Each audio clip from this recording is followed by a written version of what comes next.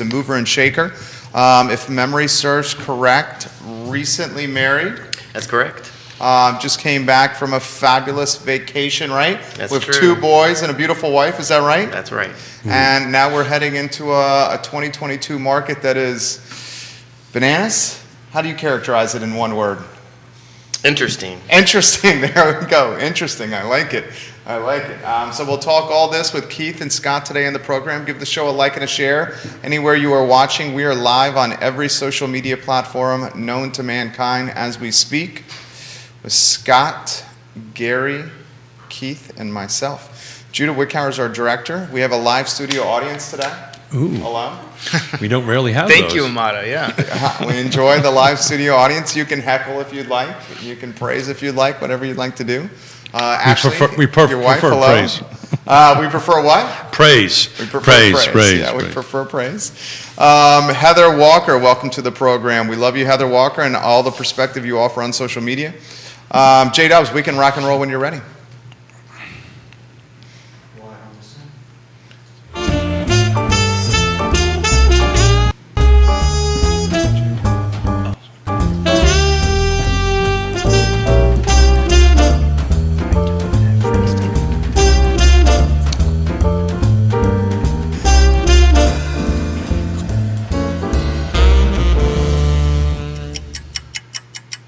Guys, welcome to Real Talk. My name is Jerry Miller. Thank you kindly for joining us. We are live in Charlottesville, the Commonwealth, the country, and the world on the I Love Seaville Network today, presented by Ross Mortgage. Scott Morris and Ross Mortgage, who you want to call when you want to get that loan for your primary residence, an investment property, a beach house. Scott Morris, undoubtedly a trusted advisor in the mortgage game, guys. Judah Wickhauer is our director, and today's program, just from the conversation I had off air with Gary Palmer, is going to be absolutely fantastic. Judah, if you could go to the 4-shot when you're ready, and let's welcome our panel to the program. Scott Morris, Keith Smith, and Gary Palmer. Good morning, everyone. How are you guys doing? Good morning. Good morning, Amazing. guys. Thank you for having us. Our pleasure. Our pleasure. We'll start with Gary Palmer, then I'll get out of the way. Gary, before we talk shop, introduce yourself to everybody that's watching. I'm Gary Palmer. I'm principal broker owner of Town Realty, also a local developer, investor, married to my beautiful wife, Ashley Palmer, and father of 2. I got a 4.5-month-old, Laker, and a 12-year-old son, Noah. Fantastic. Recently married, got his hands in a lot of different pots, which we will identify. Scott Morris, jump in here with Gary Palmer and Keith Smith on today's show. Yeah. Good morning, guys. Hearing that you vacation with small children is amazing to me. I think the park is a vacation for that's a lot of work. Maybe bro. the backyard. Backyard. That's right. That's right. No, that's awesome, man. I'm just glad, amazing start to the year so far. Glad to see everybody. Want to get on, kind of like talk through some. Keith's got hit me at like 6 a.m. this morning with some scenarios. Actually, it was earlier through. than that. Well, I'm giving you a little credit, for today. So I'm excited to kind of jump in and see what's out there for those that are looking and what we can do to help people buy some homes. So I'm excited to sit down and have a conversation with you, Gary. I've been wanting to do this forever. So thank you for setting this up, Scott. We've been doing this for 260-something shows. I can't remember the number. And it's really great to have a developer on the table. I'm a recovering developer. Okay. I've built like 600 homes in my career. So wow. I'm excited to geek out with you if the conversation comes up. Yeah. What areas do you focus on mostly? Right now, my recent project is over on Riverdale, off East High Street. Give them your background. I don't mean to interrupt. Okay, How you started sure. in integrity. Okay, yeah. So I moved here, went to JMU, moved here, started up Integrity Home Contracting with John Struckman. Did that for 10 years, sold out of that company. While I was with Integrity, I would buy 1 or 2 rental properties a year, just dabbled in mainly single-family residential. Nothing crazy. I'd flip a home here or there. And I realized about 10 years after being a contractor and yelling at contractors every morning that just wasn't my thing, right? That I enjoyed real estate. I wanted to go real estate full time. So in 2015, I kind of made the venture Quickly realized there was an opportunity for Town Realty to help friends and people buy and sell houses. But I continued with the development. I continued investing. My recent project right now is over on Riverdale. It was the nursing home over there, and I'm redeveloping that into 13 apartments. May put a little dog park in the back. I've got a few other developments on High Street that I've done and already redeveloped. Have some small multifamily, but I'm not doing single family construction like you. So everything I'm doing right now is mainly small to medium sized apartments. That's kind of my focus. Do me a favor, turn your head left and right a little bit. Where's the gray hair? I know, dude. Let this look easy, homie. I don't know. I think it's coming. Sleep deprivation's kicking in, so I'm sure the gray hair comes after that, right? So I did a bunch of development, created lots and commercial spaces and all that kind of stuff over the years. And I apologize, Jerry corrected me. I should have let you introduce yourself. But I just got so excited about having developer conversations because we get asked these questions all the time, and maybe somebody other than myself can answer them. So I'm excited about them. I mean, and I found this out before the show started. Got his license when he was 18. Put himself through college. Selling real estate as an 18-year-old. Now a broker. Hustler. That's amazing. I know, right? Yeah. That's immediately what came to mind, Scott. Yeah. Is hustler. I mean, let's go down that road. That's scrappy. Someone who making stuff happen, Scott Morris. Yeah, let's ask him about it. I mean, that's at 18, I was in the Marine Corps, just being a hardhead. So that hasn't changed. That hasn't changed. Now I'm just not in the Marine Corps anymore. What is it about real estate you like, Gary Palmer? Every home and every deal is different. Every person's different. It's interesting. It keeps me excited. I could never work a job 8 to 5 in an office doing the same thing over and over. It was never me. I knew from early on that I could never work for anybody either. So I knew, it was my destiny to work for myself from a pretty early age. I feel the same way. So talk about that. Talk about how that feels. I come from that too. I got out of the Corps and never worked for anybody but myself. But explain that. Talk about how your day goes. Well, it's there's pros and cons. I don't have a boss over my shoulder telling me to check in at 8 and do this and do that. So you have to be self-motivated. So I think keeping the focus on getting up at 8 and doing the things and the prioritization of for me as a broker, developer, investor, every weekday is an adventure as far as what is the focus, what's the priority, because there's always people kicking and screaming, right? Keith. I mean, in real estate, when you've got a lot of transactions going, you have to focus on what's most important, and you still got a family and you got to balance your life. So I find that being the everyday challenge that keeps life fun. Well, congratulations. We've only known each other for a few minutes. I can tell that you're doing it. You're doing a great job. Doing what I can. This guy's fantastic. We got questions already coming in for Scott and Gary, and we'll get to those questions. First, we'll identify some of the people that watching. We got the homie Scott Williams. Giving us some props. Love you, Scott Williams. Catherine Strickland, watching the program, says hello to everybody that's watching the show. Live on every social platform possible. Your wife watching, Molly Morgan watching, Dale Jones watching, Nick Hill watching, Culpeper, Madison, Lynchburg, Southwestern Virginia, Richmond, Short Pump, Charlotte, North Carolina, Raleigh, North Carolina, all on the feed as we speak. All right, gentlemen, let's talk markets. Powell's got a meeting today. We anticipate some chatter on rate hikes again. Scott, we'll get you first. GP, we'll get you following Scott. 1 month close to being down in 2022. The common denominator has been inventory shortage. Not going away. Not going away anytime soon.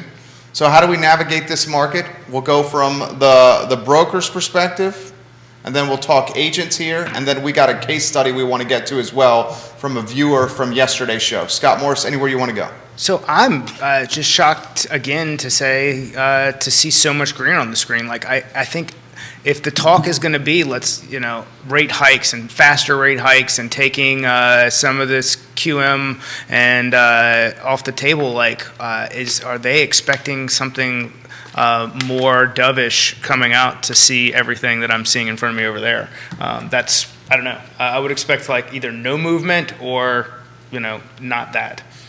We'll see. We'll get Gary Palmer's perspective here in a matter of moments. Like we usually have on Wednesdays, multiple mortgage brokers, officers watching the program now. We'll acknowledge Emily Ann Coulter watching of Atlantic Bay Mortgage. Questions coming in already for Scott Morse like they normally do on Wednesday.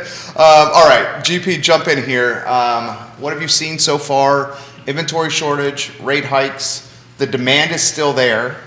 We just have no rooftops on the market right now. So I thought last year rates were going to hike up. I thought the Fed had to kind of hedge against inflation. So I'm surprised that rates are still where they are. I don't know, Scott. You're the expert. You're in this field. I mean, you tell me. Keith brought these crystal balls here and a wand. I was wrong last year. I mean, I really was. I really thought early after COVID, I really thought rates were going to go up. And they really didn't. By and large, they didn't. They didn't impact the market. We're 2022. I think it's interesting. I can say that I tell my clients, don't let interest rates, dictate whether you buy or not, because there's a lot of other factors that go into buying right now. I literally had that conversation in the parking garage with someone like on the way here. And what'd you say? It's historically cheap money? Even if it goes up half a point, who cares? This is historically cheap money? You're renting for $1,600 a month and you're worried about the future. What do you think with more people coming into the of age that need to be living somewhere?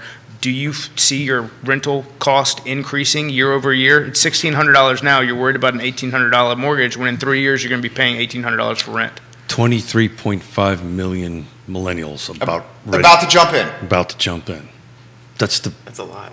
That's a bigger number than the boomer generation. And looking to buy, we're talking about that's almost 10% of American population, and really that's not a realistic stat. Or having a lot to of them rent. are kids that can't buy. Or having to rent. Yeah. And where the rooftops are at. I mean, Gary's he's ahead of the game with the apartments, but millions of people, bro.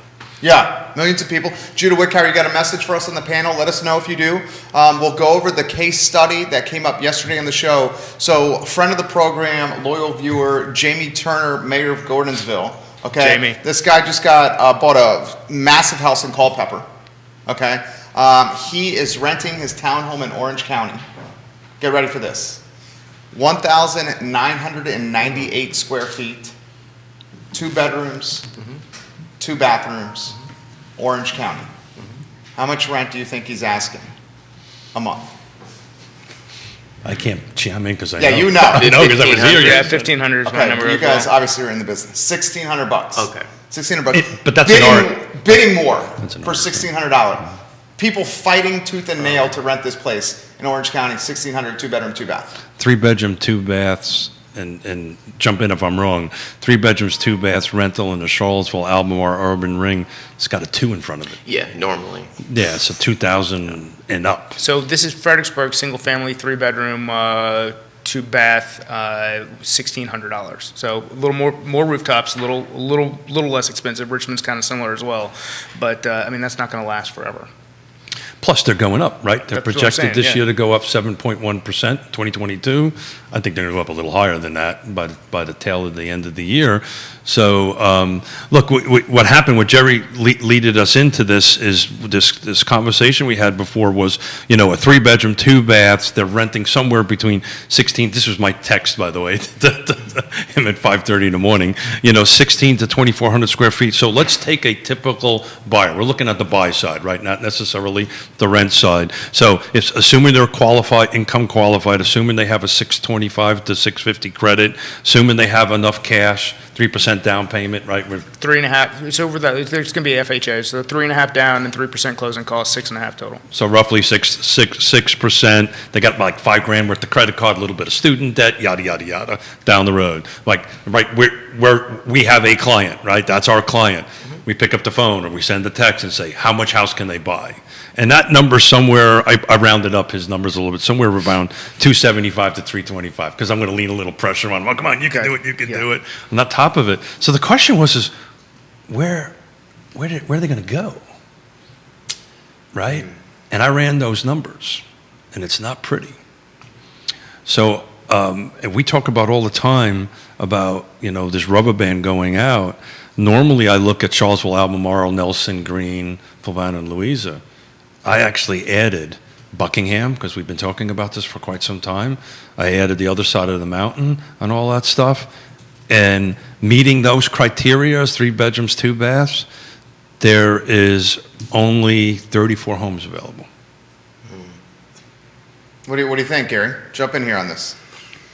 It's pretty crazy. I think we've reached a time where central, not just Albemarle, Charlottesville, but Central Virginia is just, affordable housing is gone. I mean, it just is what it is. I don't see any near term solutions to this. I think builders are doing what they can, but they can only move so fast. Well, I'm rather vocal about this. I think green tape needs to be created out of red tape. In other words, red tape needs to be turned into green tape. And it sounds like you're working in the Charlottesville market, right, quite a bit. Yes. So I'm going to just throw this out there. How do you feel about the new? Let's see how we go. You're going to get me in trouble. No. That is a very common phrase on the show. Yeah, that is a very common phrase on the show. And it's usually me, brother. And this lives on the internet forever, and your peers in 7 brokerages are watching the program right now. Okay. And Jamie Turner, who we're talking about his rental right now, literally said, I signed a 12-month lease moments ago. Get this, we talked about this literally before the show. A travel nurse with a 12-month contract at UVA. Yeah. Not sure why they did not look in Charlottesville, but she's our new tenant. Awesome. Jamie Turner, the property we're talking about here. So we should go travel nurses and the value there, because we were talking about that. But first, how about getting Gary Palmer into trouble here with a lot of people watching? Oh, man. Well, I won't get into too much here, but just make it simple. So the most recent project. We're Marines, so that's good. Break it down. Good. I was hoping to start construction January of 2021. I just really started construction, aside from some demo, about 4 weeks ago. So literally 12 months longer than my initial projection. There was some red tape. I don't know if it was all the city's fault, but I think with COVID too, the city is just naturally moving a little bit, slower with building permits, especially when it's a little more complicated and it's a commercial property and a redevelopment.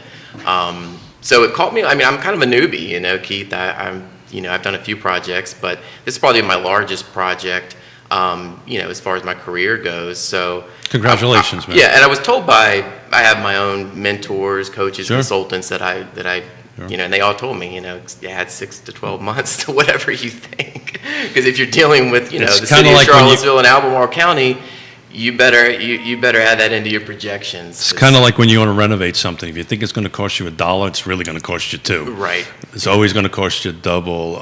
So this is not new, right? I chair the Piedmont Community Land Trust, and we developed a bunch of projects and built some units on Nassau Street. It received the money from the city, by the way. Took a year and a half to get the permits, the building permits. Year and a half. Yeah. So where I was trying to get you into a little bit of trouble is the city just adopted this missing middle in the comp plan. It's about ready to go into the zoning side of things. You're a developer. You're in the space. Is that going to help? Is that something that is interesting to you as a developer and builder? So articulate that again. You said so. So what the city has went through this.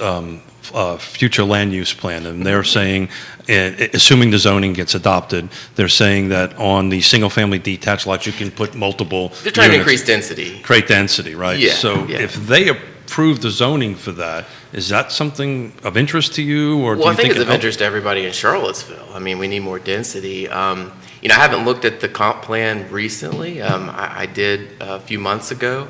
I saw that there were, I think the accessory dwelling unit, trying to increase density in some of the areas in the city will help. I mean, I think we need a lot more than that, though, to really solve this crisis that we have.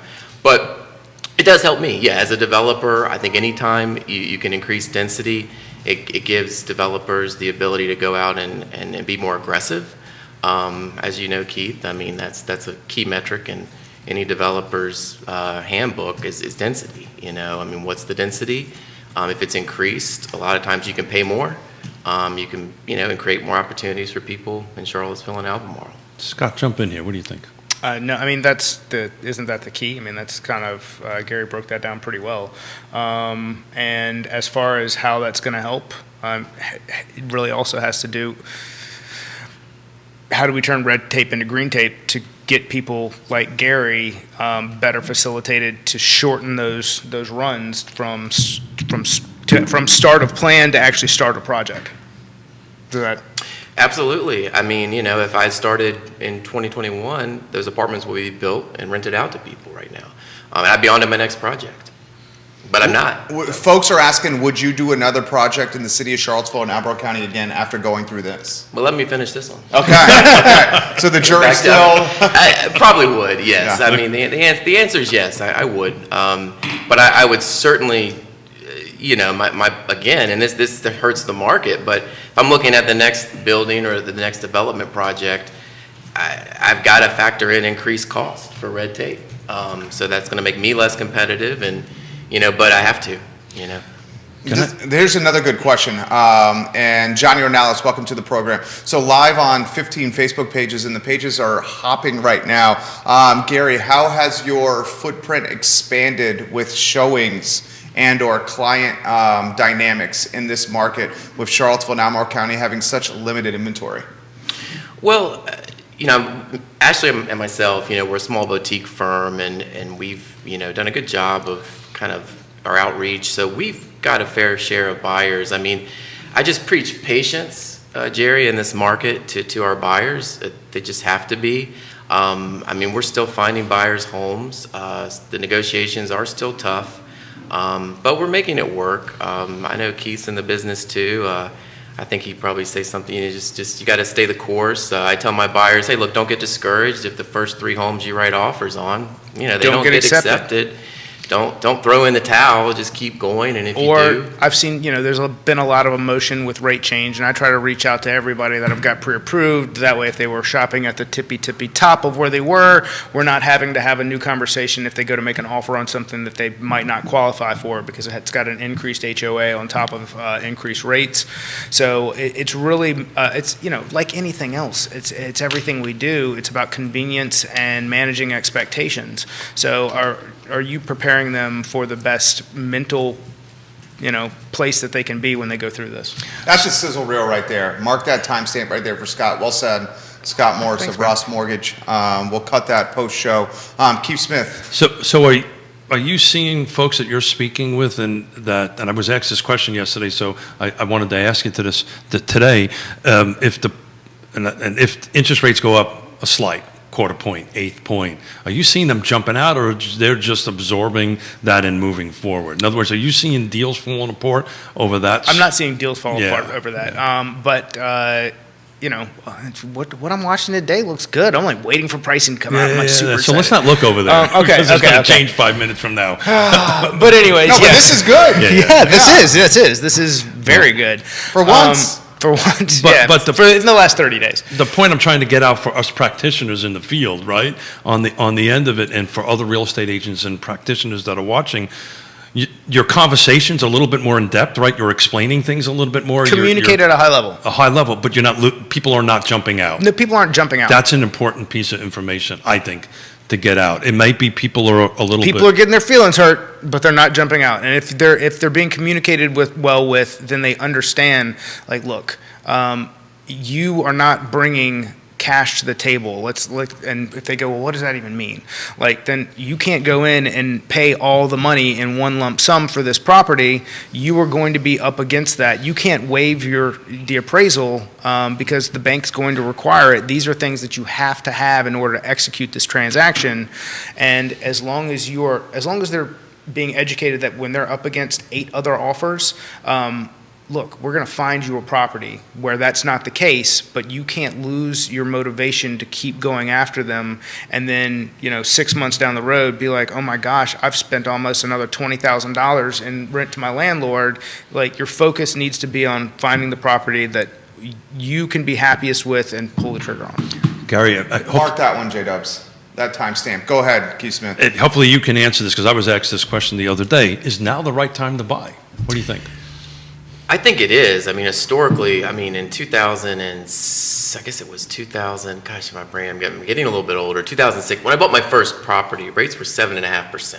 Yeah, mine was 6 1/8 in my first. And I was told that I was young. I was in my low 20s at the time, and everyone was telling me rates were good. Good for you, bro. And I was like, it's 7.5%, for an investment loan for just a rental property. And I was jumping all over. Yeah, dude, I was on a trampoline doing jumping jacks. I was on a mission to buy everything I could because rates were so low at 7.5%. So, for me, everything's relative. So if rates go up to 4, I mean, the key is, if you're buying in this market right now, I think, you tell your buyers, look, if you're only going to live here right now for 1 or 2 years, you may want to hit the pause button and think about buying, right? But if you're going to be here for more than 5 years, especially more than 5, if your rates go up a little bit, as long as you have the cash flow, and what I mean by that is if your debt service, if the rental income of the property exceeds your debt service and your operating costs, it's a pretty safe buy because you can always convert it to an investment, and then you've got free cash flow coming after. Because the market, I mean, we're in peak market. I mean, there's no doubt. The last real estate correction was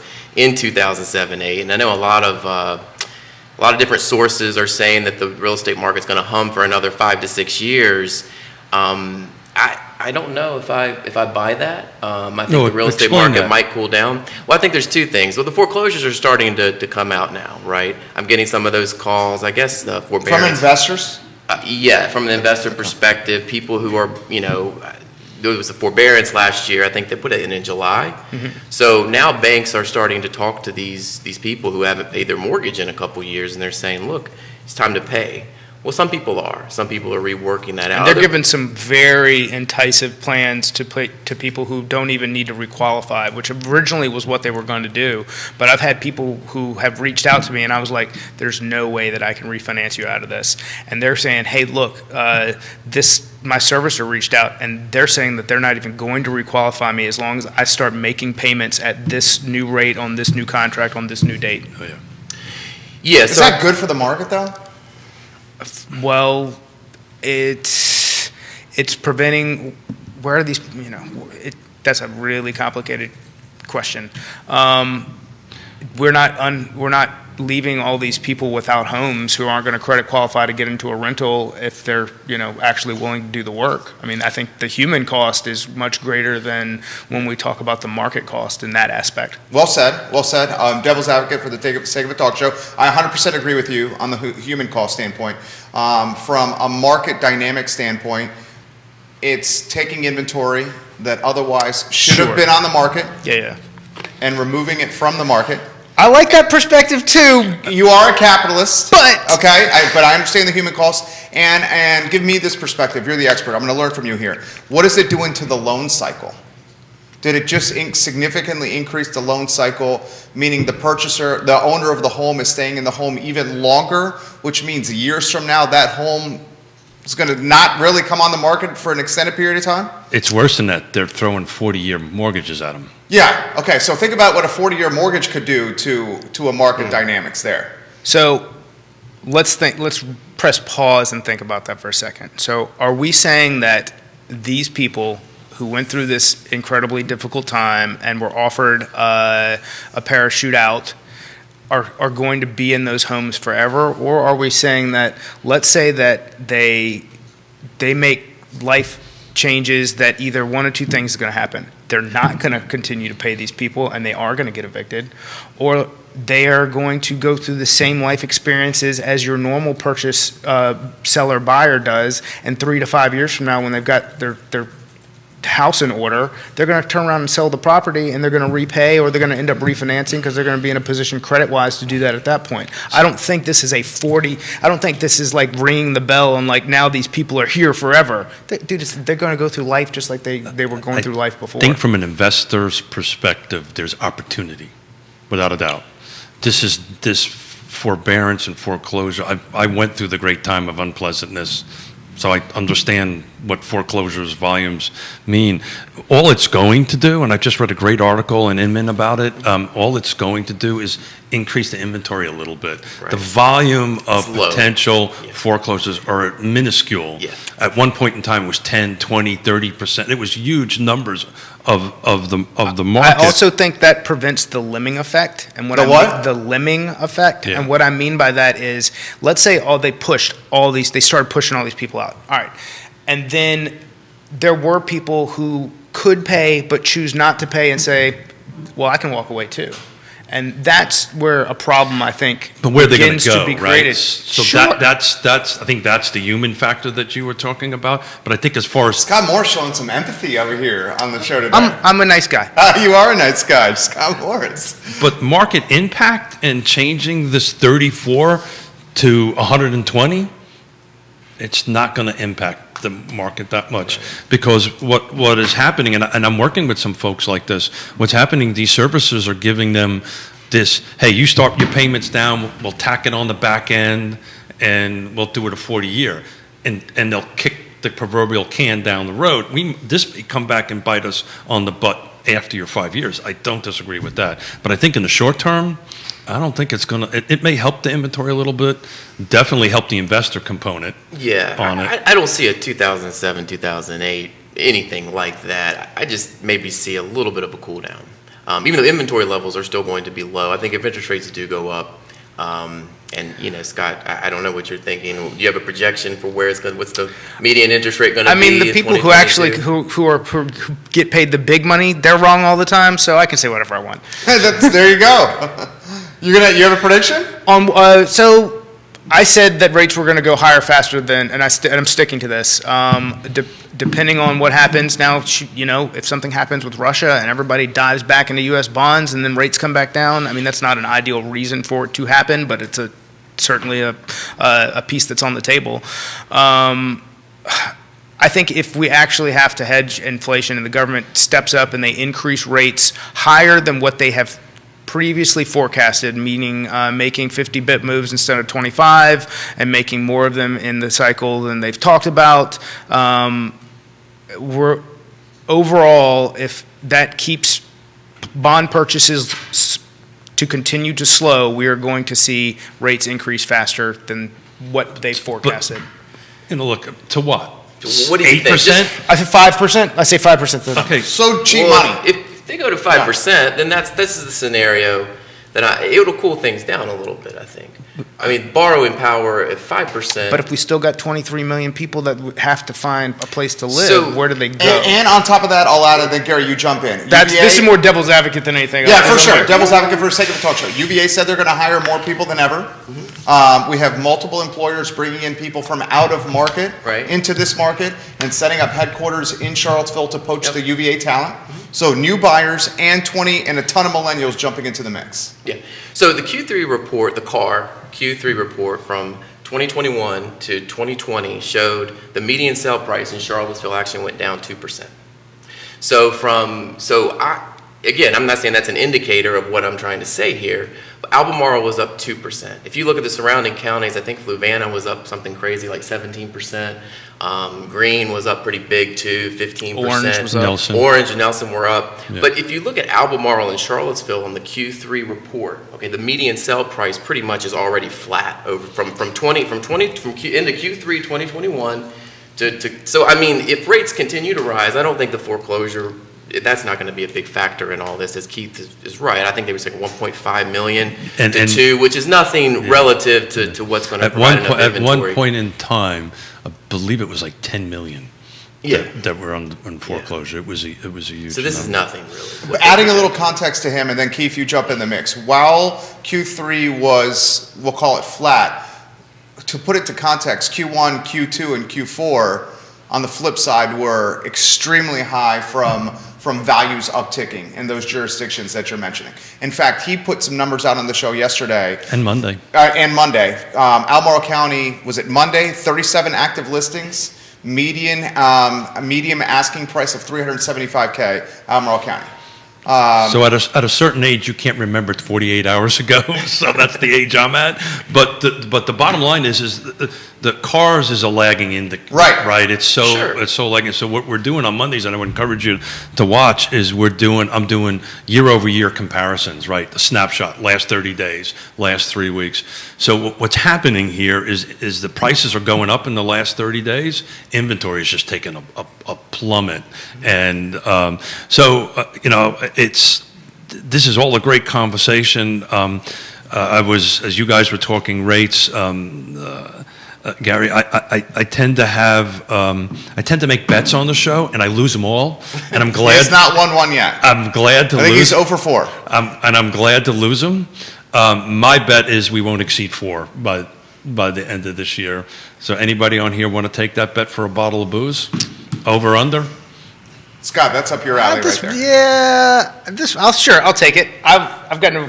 Yeah, I'm up. A little bottle. Just a little bottle. Okay. So the over-under is 4%. 4%. 4% is a push. You're saying it will stay below 4% on December 31, 2022. I think it will. And he's saying they uptick above 4%. I'm saying it's over 4. So we'll bring you back and see who wins, and I'll bring a bottle of booze. What do you think? I'm gonna go just slightly over 4, 4.25. So the last time we were north of that was in 19. We were 4.5. Depending on where you were, 4.95, 5 o'clock, 5%, excuse me. How was your business in 19? Good. Pretty good. Yeah, really good. So I don't think interest rates are going to have a huge impact. But I come from and Jerry, because I've said this 1,000 times, I come from a different perspective. Yeah, his first house, 18+% interest rate. His first place, you said 7? 7.5. Mine 6 plus. Yeah. But along with that, let's not forget inflation and average wage growth and all the other pieces of that puzzle. That's kind of what I was going to get into. It's all I don't want to call it a shell game, but we're pricing in affordability. If that was because people could afford to pay that interest based on other mitigating factors in the economy and their lives, and now rates are low, which allows for pricing to be high. Sure. You got to take that into account. So I'm basing my bet on inflation stabilizing. If it doesn't, then I've lost. What do you mean by unstable? What lost? He's basing his bet on the supply chain issues fixing and working themselves out, the labor shortages fixing and working themselves out. We're already seeing some of the supply chain issues fixed. Our percentage inflation is the highest it's been since the 80s. So what I'm saying is I'm hoping that gets under control and walks itself back a little bit. If it doesn't, then rates will obviously go over 4. Let's acknowledge some of the viewers coming in, and then we have to acknowledge the phenomenon that's been put on the feed from the PEP. Repping the PEP over here. All right. Two people repping the PEP. First, we're going to acknowledge your wife is so proud of you, Gary Palmer. She's putting that in the feed right now. Actually, we respect the supportive better half right there. I have one at home as well. Molly Morgan, Deborah Hairston, and Keith Jones. Hello. 4 states on our heat map watching this program here. North Carolina, Maryland, Tennessee, and Virginia. Welcome to the program. 3 of your colleagues in the space on the show right now. We're starting to get the ones that watched last week marking it down and new ones coming in, which is good. How about this phenomenon? And Jamie, thank you for adding this to the show here. And I'll read it verbatim because I've experienced this as well. One interesting phenomenon we saw with applicants for our townhome rental. The property, they are looking to buy a property, but they keep losing out on houses, and their current landlords will not do month-to-month or short-term leases for them. So they're stuck in this scenario where they have to renew on 1-year leases, which is keeping them from getting in the housing market game. He said 20% of the applicants that were looking to rent our townhome are a demographic like this. And I've seen that as well. So 90 days, maybe before their lease is up, they give notice to the landlord. They think 90 days is ample time to potentially purchase the first-time home. Not in this market. They quickly realize that is not the case. 90 days then turns into 45 days, then turns into 30 days. Then they're clawing or begging the landlord back, please, dear God, let me keep this space so we don't have to move out of it and do all that hubbaloo, whatever the word is. And then the landlord, guess what they have? some freaking leverage, and then that 3.75%, 4.75% increase turns into 8-9% increase, and they call it the cost of doing business. Anywhere you guys want to go on this topic?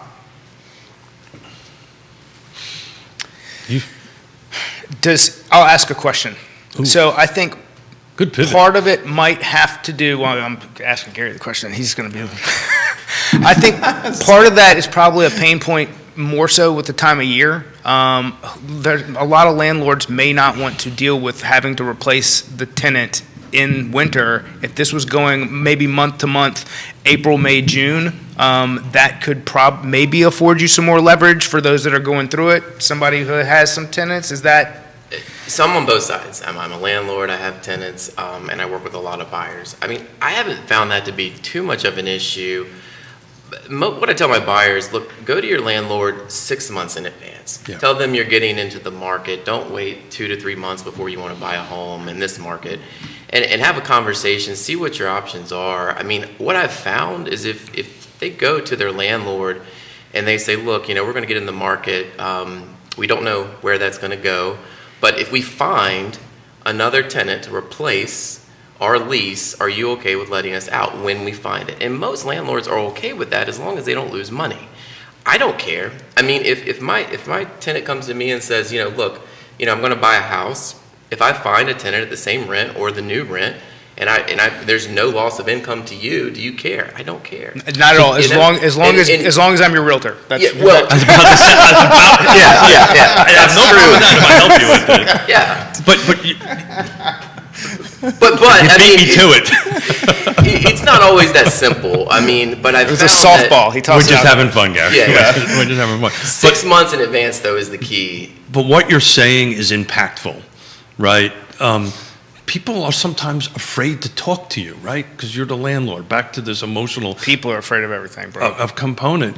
If you're ready to do it, talk to him. The market is such a, hey, no problem, we can get you out. You might have a deposit issue or something like that. But it's not going to be, hey, you got to give me a check for 6 months. Not a problem. By the way, hey, I got 3 guys or 3 people behind ready to come in. Well, have the conversation. It's so easy to find renters, especially if you're in Charlottesville, Albemarle, that most of the And evidently Orange County. Yeah, and Orange County now too. So it's not really what I've found with most of my buyers. They've had no issue finding another tenant.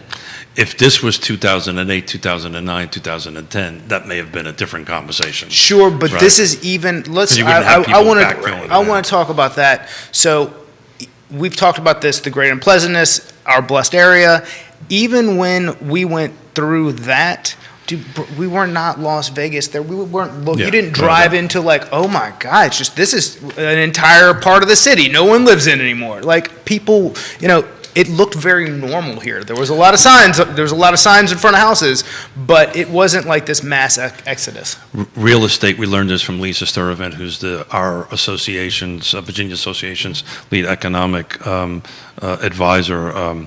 We're second in GDP in the state. So when this all happened, it affected everybody. But it really didn't deeply affect but just a few pool of people. Yours truly would be one of them on the end of it. And what I wanted to pivot a little bit, I have a 15-year running spreadsheet of our sales and actives and pendings and all this stuff.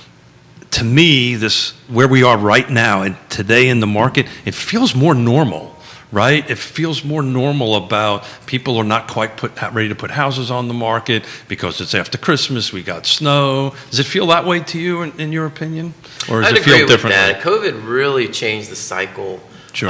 in 2020. And I feel like now your sellers are, hey, let's go to market in March and April. And basically before 2020, those conversations are sounding more normal. Yeah, so the conversations we're having is call interstate service company, have them come in and let's paint, let's do a little bit of work on the kitchen, let's work on this great time and put it on there. The conversation we're having, and I'm sure you're having them too, is, well, the house is ready. Now let's do this now because there's a lack of inventory. Are you having those conversations too? Yeah, and it's house specific, as to what makes the most sense, I think. Well, what about the sellers that are saying, where am I going to go next? How are you navigating that? Great question. There's a couple options there. I mean, Are they moving out of market? Are they staying in market and trading up? I mean, the money that they're making on the sale of their home, is it being eroded by the top dollar they're paying for the next? It depends on where they're buying and if they're going up or down, right?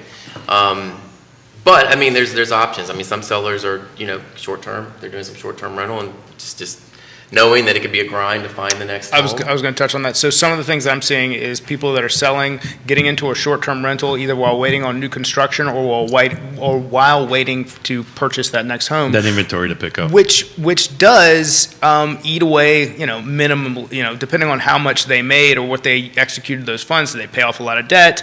Are they using it for a down payment? What are their goals? So some of that money is, getting washed in that process.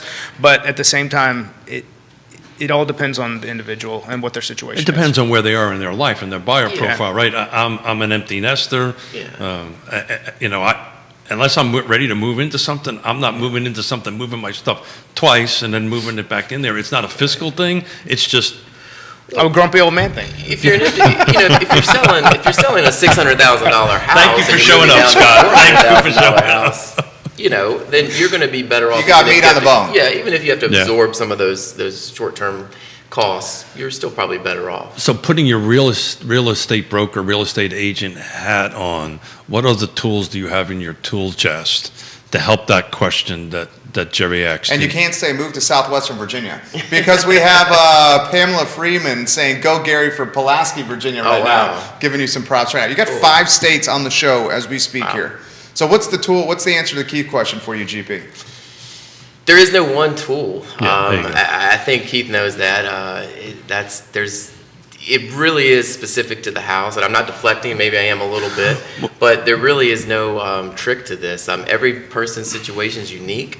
Their equity position in their home is different from the next sellers. The market that they're moving, are they going up? Are they going down? Are they going to be in Albemarle, Green? Like, where are they going? You have to play all that in, and I'm not.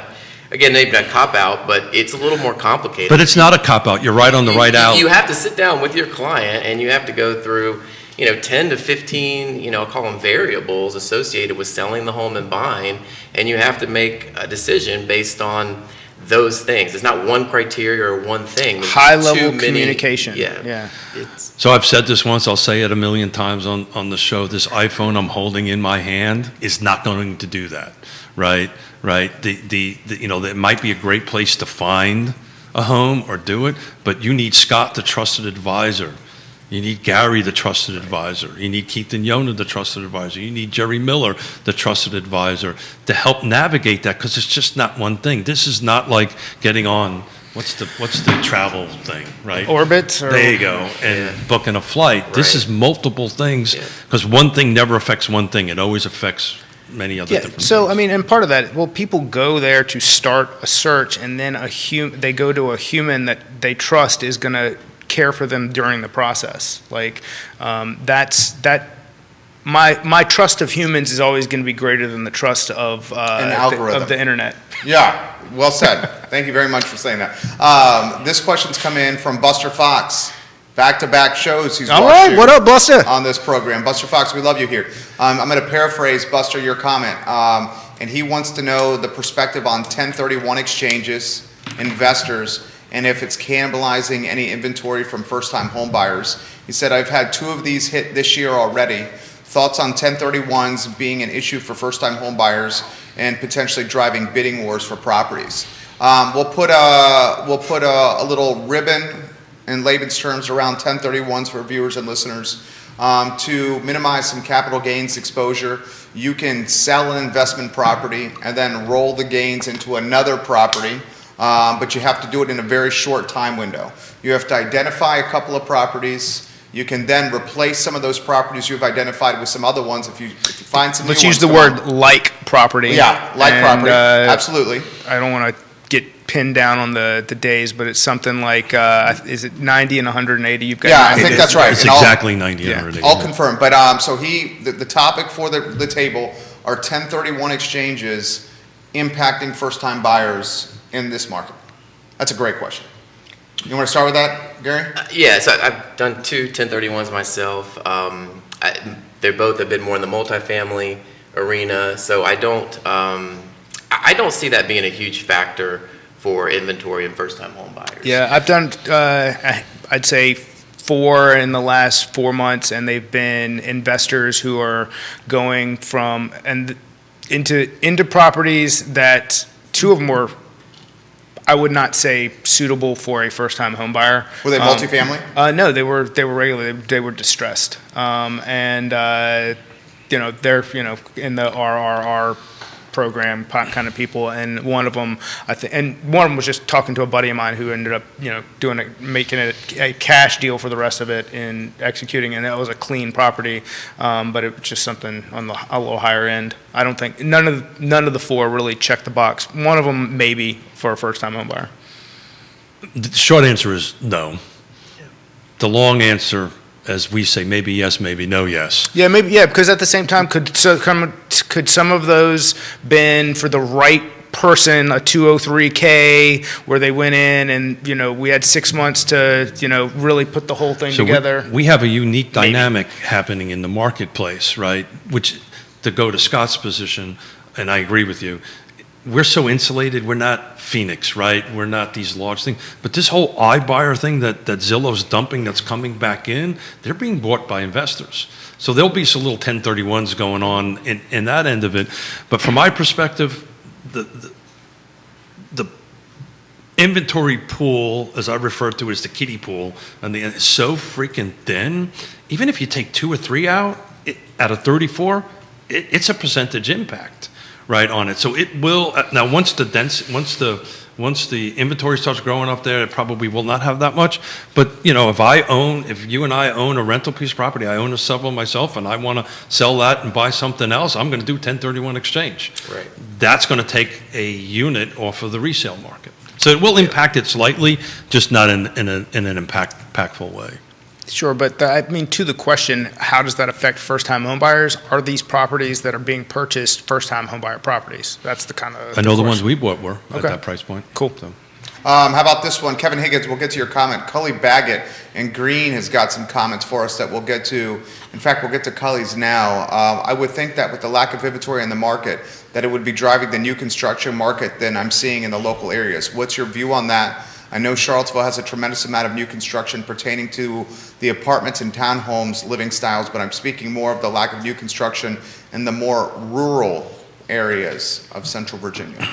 So new construction, rural areas of Central Virginia, Cully Baggett and Green. You want to start with that one, Gary Palmer? I mean, it's happening. New construction's happening. I think to what we talked about earlier on the show, it's not at a pace that's going to solve our problem. I think that's something we talk about every show. And I've watched the show sometimes, and I've heard you guys talk about this before.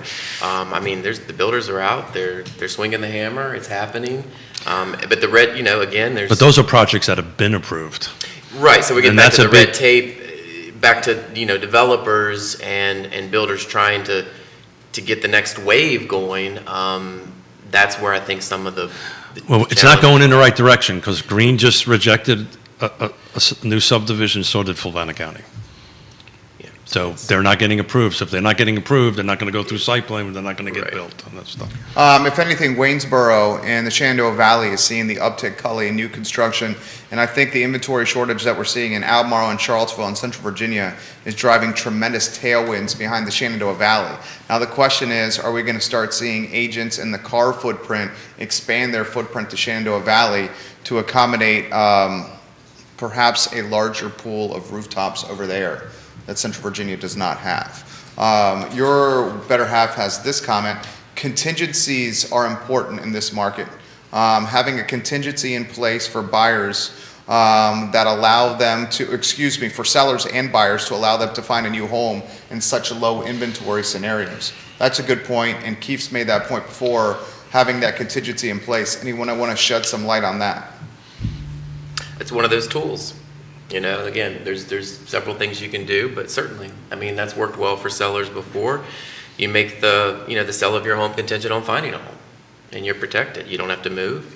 Now, you might hinder your ability to command, market price a little bit with that because, some buyers might not find that appealing. Right. But you get that certainty of knowing, look, if I don't find a home, I don't have to move. And then it also kind of impacts who's, like you said, the buyers are going to look at that. Well, hold it, because we got enough to put it in the listing. But it does help the let's make a deal game. So if we've got a buyer who is well qualified, let's say they've got all the down payment money, but they could use the closing costs, and we've got somebody who's going to sit in the house for 30, 60, X amount of days, it helps the negotiation to get those deals done. I see seller possession agreements working a lot better than that, because it allows the seller to close, to receive the cash, whatever equity they might have, and they can move forward. The buyer owns the home, and then they have to just figure out what they're doing for 3 months or 60 days or 90 Seller days. possession agreement, when the seller sells their home, guys, to a buyer, and then at closing, they strike a deal where the buyer cannot move into their house right away, and the seller actually stays in the home longer and pays rent to the new buyer. How many of those have you seen? I've done a few. Yeah, it's not uncommon. Kevin Higgins got this comment for the roundtable. What do you think the future of Seville office buildings will be? Ooh. And can office buildings be the opportunity to increase residential inventory for this market? Now, I mean, so as a developer, I mean, I would love if the city, I mean, the question comes down to the zoning, and Right. Can you take an office building kind of like this and convert it easily into multifamily or to condos to create some inventory? And that'd be great, because office is, it's slowing down a little bit. And so I think there's an opportunity to add some density in Charlottesville, Albemarle, if the localities will allow it. But you need cooperation from them to allow these conversions to take place. But I would definitely be looking at that. And, yeah. I have a little bit of insight on this. Interestingly, this building here allows the conversion of the first and second floor to residential, if the association will approve it. So if you have association control, you can pivot the first and second floor to residential and build micro apartments, should you want. And the water and plumbing is already in place for that conversion. Just throwing that out there. Geez, I wonder why. Just throwing that out there. And we're going to have this question. Richmond American has started new development in the town of Orange County. First in a while for its kind for Orange County. Richmond American, new development in Orange County. So we have some new rooftops on the horizon in Orange. And dude, Gordonsville is on the feed quite a bit here. That area is blowing up. Anybody doing any deals over in Gordonsville, financing any deals in Gordonsville that you're seeing? Yeah, so one of the builders I work with, they've increased their footprint there. They've been pretty friendly. There's some lending things to keep in mind. They've got they're limited as far as some of the price points compared to surrounding counties as far as what you can finance there. But the builders that I work with have been very mindful with that. Why is that? Because of area median income. That's so exactly. depending on the loan program that they're using or the borrower's cash strength, how that would work in getting something done. So it's interesting, Jerry, you were talking about Augusta County, and so looking at this 275 to 325 attached, detached, what's available, there's 20 available in Augusta County. Not a single one of them is new construction, which is unique. Interesting. Louisa County. Augusta's a big county, man. Like you get out into like Churchville and some of the super rural areas. They're spread all over. But Louisa County, out of 20, 3/4 of them are new construction, which is interesting. Stat on that. What do you make of that stat? What do you think? I don't know.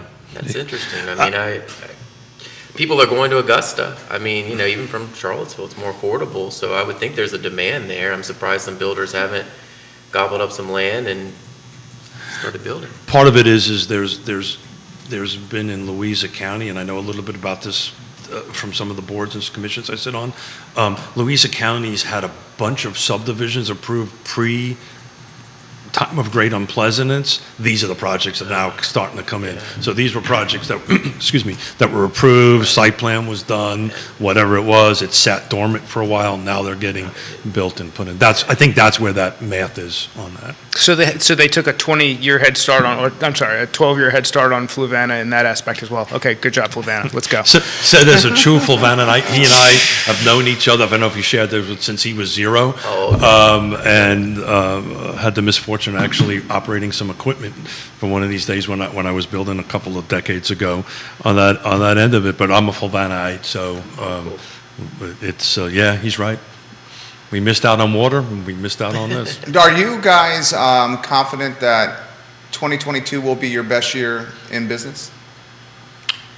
I believe every year is my best year in business, Oh, but that's good just for my you. mindset. So yes, I'm going to go out and say this will be my best year. I feel similar. I go to you. the plate thinking I'm never going to strike out. So, yeah.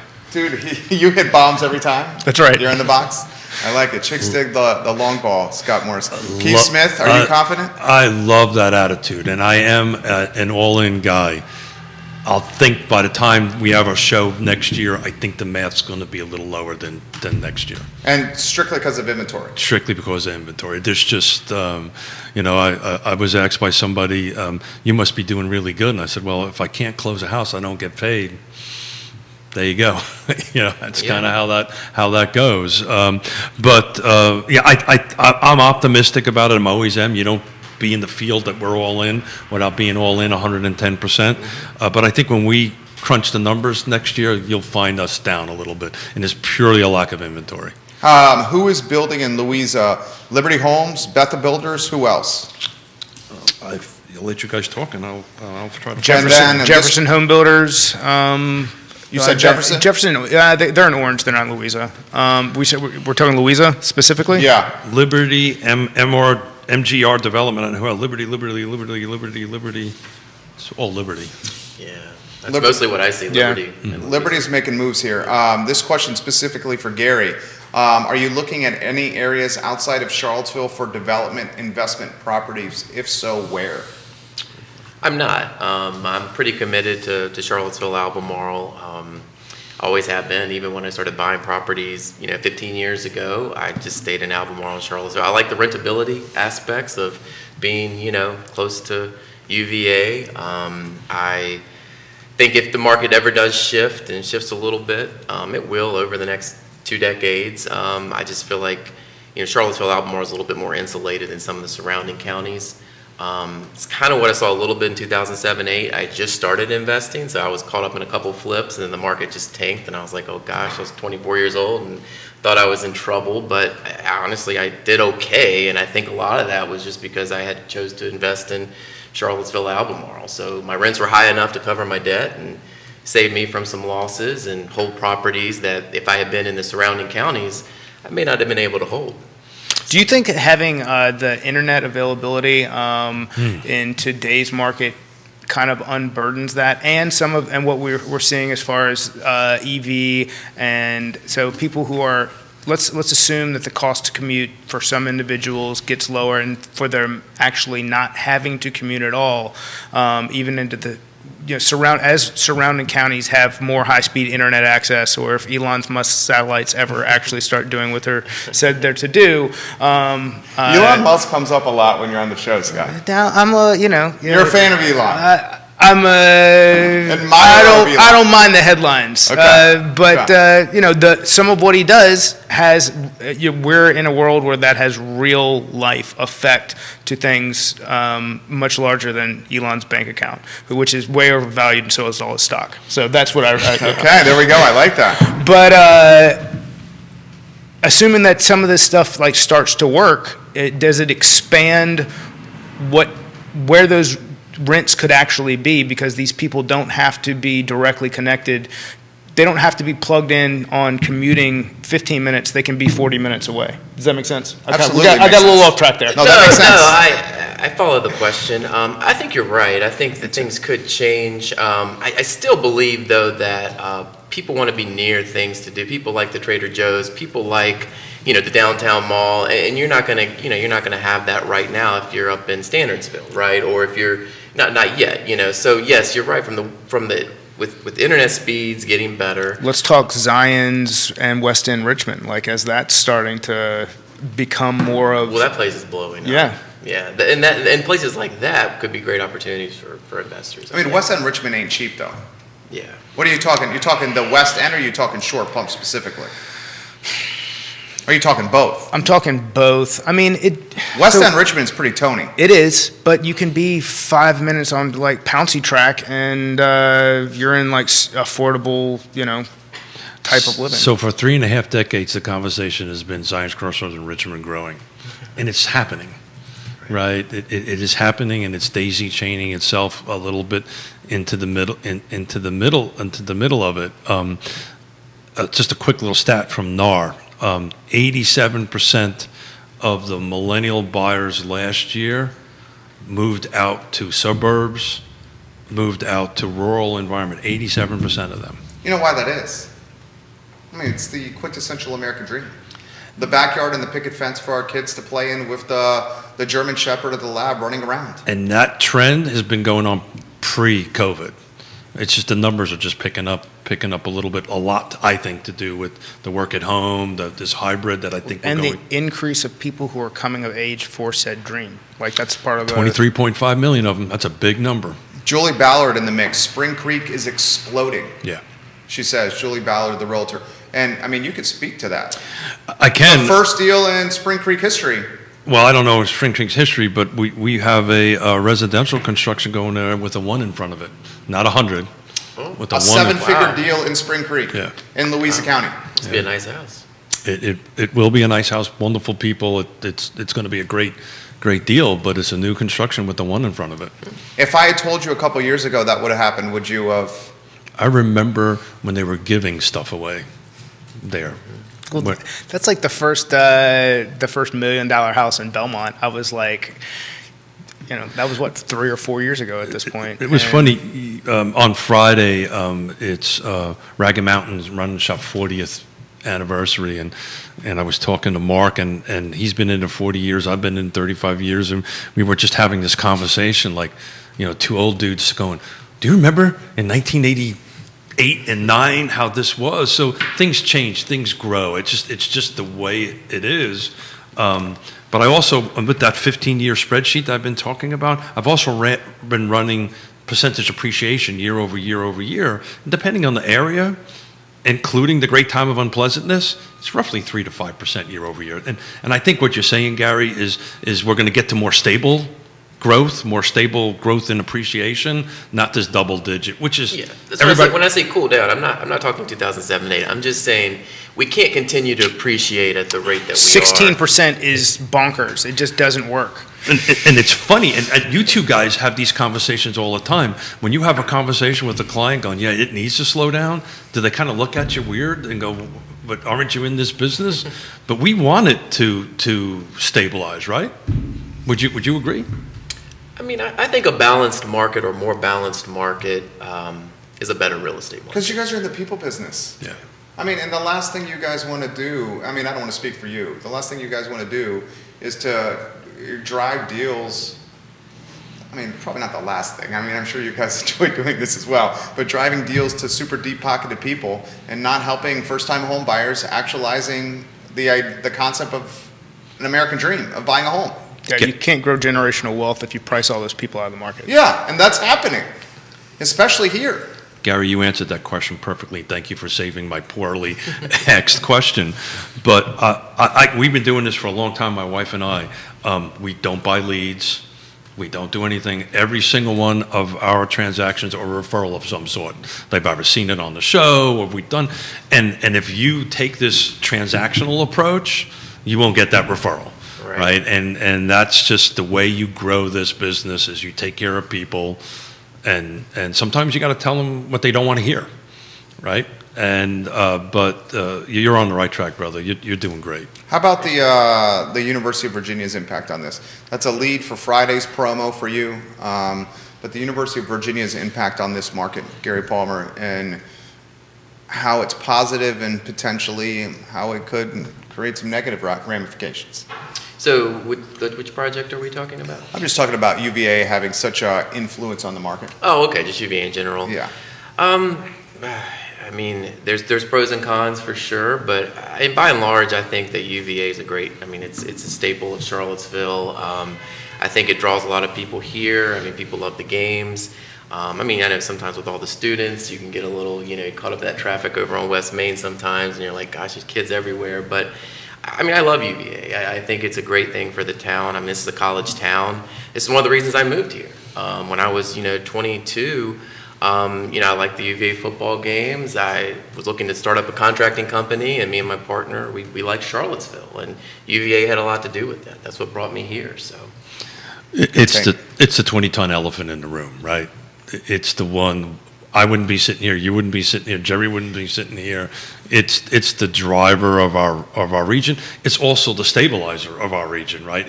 To Scott's point. When we talk about being insulated, that's part of what keeps it that way. Right, versus Southwest Virginia or some other area. I think what Jerry was trying to throw me a softball on Friday, we have Colette Shee and Alice Rooker from UVA, and if you've been following the news, UVA is committed to affordable housing and assisting in between 1,000 and 1,500 units. I'm on their community engagement team for that end of it, and we're going to sit here and we're going to have a conversation about it, and it was huge that they asked to come here and join Jerry and I and do this, and so if you're available on Friday, chime in. Jerry's fingers will be flying with questions, I'm sure, and chime in. Sure. Any final thoughts, fellas? Scott Morris? No, just same thing as always. Like, control your controllables, enjoy, make good decisions. If there's any questions, reach out to a trusted advisor, Gary, Keith, myself. Let me know if there's anything I can do for you, and help as many people as possible. Gary, thank you for being here. It was great to have a developer on the round table that I can have a conversation with. Great guy. Hope I didn't geek out too much on it. And this is the first time we really got to know each other, so I'm excited. Other than a few transactions we've done, this is the first time we've gotten face-to-face. Well, now I have to ask, did I do okay? No, I appreciate it, Jerry. Thanks, Scott, Keith. You guys have been great. Made this easy for me. I'm not the best on camera, so Dude, you did great. Dude, fantastic. You guys make me feel comfortable, and I've enjoyed the conversation today. You did great. Keith Smith, Scott Morris, Gary Palmer. I'm Jerry Miller. Judah Wickower, the glue behind the scenes, the director of the program. This is Real Talk presented by Ross Mortgage and the dapper Scott Morris. Thank you. I'll take dapper. Always hitting the long ball, Scott Morris. We like that guy quite a bit. The I Love Seville show is up in 1 hour and 2 minutes with Jim Hingley, Albemarle Commonwealth's attorney, on the program. It's going to be a good one, guys. We'll see you very shortly. Take care. Gentlemen, thank you. Right on, man. Excellent work. Okay, cool. Thanks, man. I told you, laid back conversation. It does go by fast. You're right.